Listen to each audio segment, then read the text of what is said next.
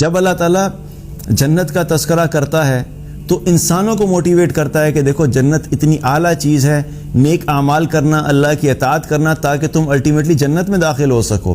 اللہ تعالیٰ قرآن میں جب جہنم کا تذکرہ کرتا ہے تو جہنم کا تذکرہ کرنے کا مقصد یہ ہوتا ہے کہ انسانوں کو وارن کرنا چاہتا ہے کہ دیکھو اگر تم اللہ کی نافرمانی والی زندگی گزارو گے، اللہ کو نہیں مانو گے، اللہ کی اطاعت نہیں کرو گے، اور اسی حال میں اس دنیا سے چلے جاؤ گے تو کیا ہوگا کہ بالآخر تمہارا ٹھکانہ جہنم ہوگا، اور جہنم کا عذاب جو ہے بڑا شدید ہے۔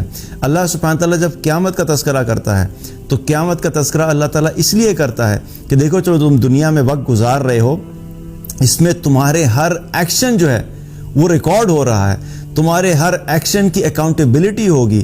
ہو سکتا ہے کہ تم دنیا میں کوئی کام کر کے لوگوں کو دھوکہ دے دو، لوگوں سے بچ جاؤ اور کچھ ایسا فائدہ حاصل کر لو، کسی کے ساتھ دھوکہ کر لیا، کسی کو مارا پیٹا، کسی کے ساتھ زیادتی کی اور کسی کو بھی نہیں پتہ لگا اور تم نے کوئی فائدہ حاصل کر لیا۔ لیکن یاد رکھو کہ اللہ نے ایک دن ایسا رکھا ہے جس کے اندر اکاؤنٹیبلٹی ہوگی اور ہر عمل کے بارے میں تم سے سوال ہوگا۔ اور ایک چیز یاد رکھنا کہ تمہارا کوئی بھی عمل اللہ کی نظر سے جو ہے وہ چھپ نہیں سکتا۔ تم کسی بھی عمل کرنے کے بعد اپنے جو ہے اس عمل کا جو ہے وہ تم سزا اور جزا دیکھو گے، یہاں تک کہ بڑے بڑے اعمال تو بہت دور کی بات، تمہارے اگر چھوٹے سے اعمال بھی ہوں گے تو وہ بھی اللہ تعالیٰ تمہارے لیے قیامت والے دن اکٹھے کر کے تمہیں دکھا دے گا۔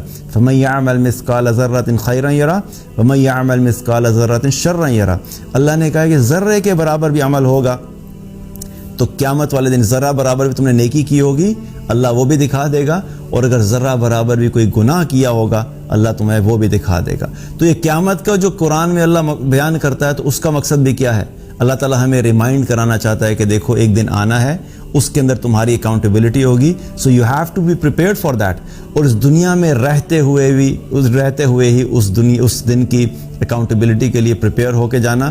میک شور کہ تم دنیا میں وہ اعمال کرو جن کو اللہ تعالیٰ نے جن کی اجازت دی ہے، جو اللہ کی اطاعت والے اعمال ہیں، اور اپنے آپ کو ان اعمال سے دور رکھو جو اللہ کی نافرمانی والے اعمال ہیں۔ تو یہ ساری چیز جو قرآن میں اللہ مینشن کرتا ہے وہ کیا؟ اس کا فوکس انسان ہے۔ اللہ تعالیٰ قرآن میں جب فرماتا ہے وَقُولُوا لِلنَّاسِ حُسْنًا، لوگوں کے ساتھ اچھے طریقے سے بات کرو، تو وہ کس کو کہہ رہا ہے؟ اللہ انسانوں کو کہہ رہا ہے۔ اور اللہ تعالیٰ جب قرآن میں فرماتا ہے کہ ذَلِكَ الْكِتَابُ لَا رَيْبَ فِيهِ هُدًى لِّلْمُتَّقِينَ الَّذِينَ يُؤْمِنُونَ بِالْغَيْبِ وَيُقِيمُونَ الصَّلَاةَ وَمِمَّا رَزَقْنَاهُمْ يُنْفِقُونَ۔ اب یہ اللہ تعالیٰ جو بتا رہا ہے کہ یہ وہ کتاب ہے جس میں کسی قسم کی کوئی شک کی گنجائش نہیں ہے، اور پھر اللہ تعالیٰ فوکس ان پہ کر رہا ہے کہ متقین کا تذکرہ کرتے ہوئے کہہ رہے ہیں کہ وہ لوگ ہیں جو کہ اللہ پر ایمان جو کہ غیب پر ایمان رکھتے ہیں اور نماز قائم کرتے ہیں۔ تو یہ سب تذکرہ کس کا ہو رہا ہے؟ انسانوں کا تذکرہ ہو رہا ہے۔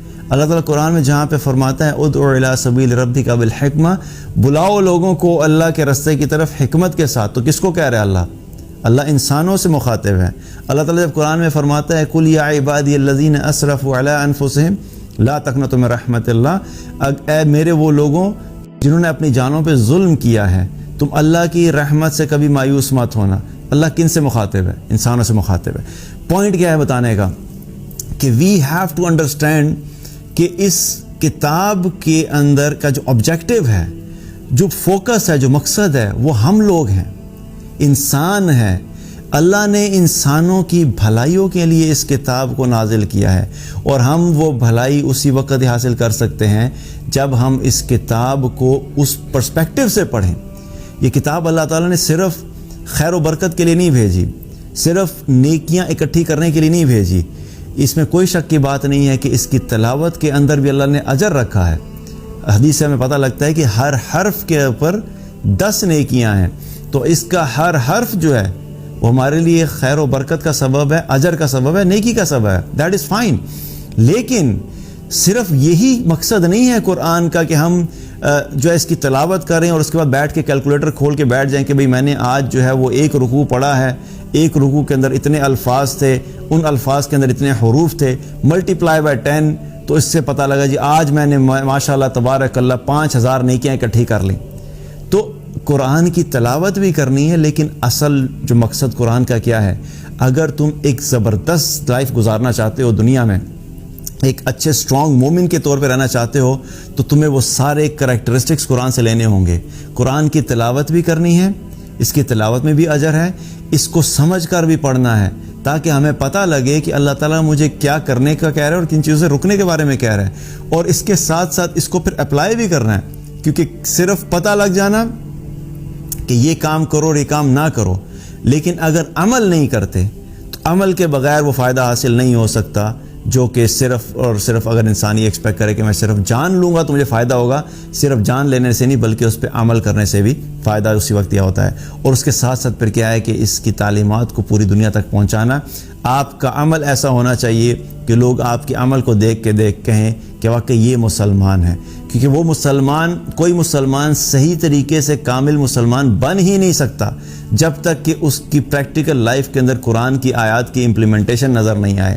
اللہ کے نبی صلی اللہ علیہ وسلم کے اخلاق کے بارے میں جب پوچھا گیا تو حضرت عائشہ رضی اللہ عنہا نے کیا فرمایا تھا کہ آپ صلی اللہ علیہ وسلم کا اخلاق جو تھا وہ قرآن تھا، یعنی آپ صلی اللہ علیہ وسلم قرآن کی ایک پریکٹیکل ڈیمونسٹریشن تھے۔ آپ کی پوری زندگی جو تھی، آپ کا ایک ایک عمل جو تھا وہ قرآن کی آیات کو ریفلیکٹ کرتا تھا کہ جو چیزیں اللہ نے قرآن میں کرنے کے لیے کی آپ صلی اللہ علیہ وسلم کی زندگی میں وہ موجود تھیں، جن چیزوں سے قرآن میں اللہ تعالیٰ نے رکنے کا کہا آپ صلی اللہ علیہ وسلم نے اپنے آپ کو ان چیزوں سے دور رکھا، اور آپ نے پریکٹیکلی یہ چیز کر کے دکھائی کہ یہ سارا قرآن ہے۔ اللہ کے نبی کی زندگی کو دیکھ لو، تمہیں پتہ لگ جائے کہ قرآن والے کی زندگی کیسی ہوتی ہے۔